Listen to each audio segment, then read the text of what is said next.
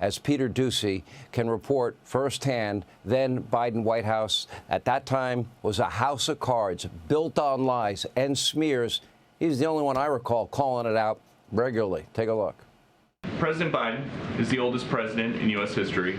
Why does White House staff treat him like a baby? No one treats the President of the United States, the Commander-in-Chief, like a baby. So there's this book that says that's ridiculous. When staff walk back, claim. How is President Biden ever going to convince the 3/4 of voters who are worried about his physical and mental health that he is okay, even though in Las Vegas he told a story about recently talking to a French president who died in 1996? I'm not even going to go down that rabbit hole with you, sir. One of the reasons you were not charged is because, in his description, you are a well-meaning elderly man with a poor memory. I'm well-meaning, and I'm an elderly man, and I know what the hell I'm doing. I've been president. I put this country back on its feet. I don't need his recommendation. It's totally How bad is your memory, and can you continue as president? My memory is so bad, I let you speak. Here with more, our very own Peter Doocy. Peter, I just want, you were one of the few to be willing to call him out. Why weren't your colleagues willing to call him out?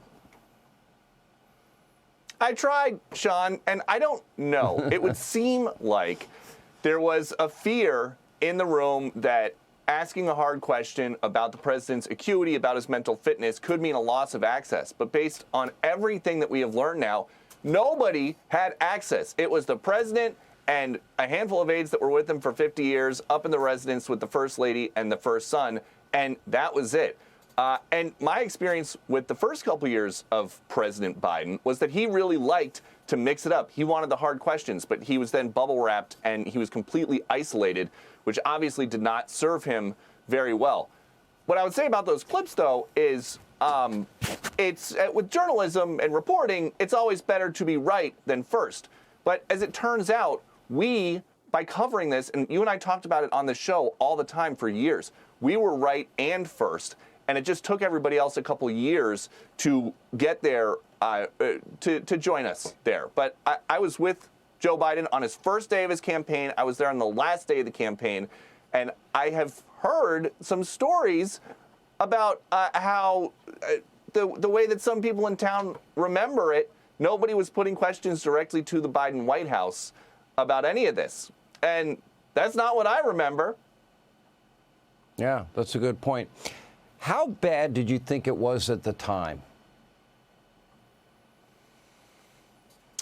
It depended on the day, but the hardest questions are usually the simplest ones. And something that I do before I go into these White House briefings, I kind of try to take a poll everywhere I go, at the grocery store, at the airport. And the one thing everybody that I met wanted to know while I was on the Biden beat was, is he okay?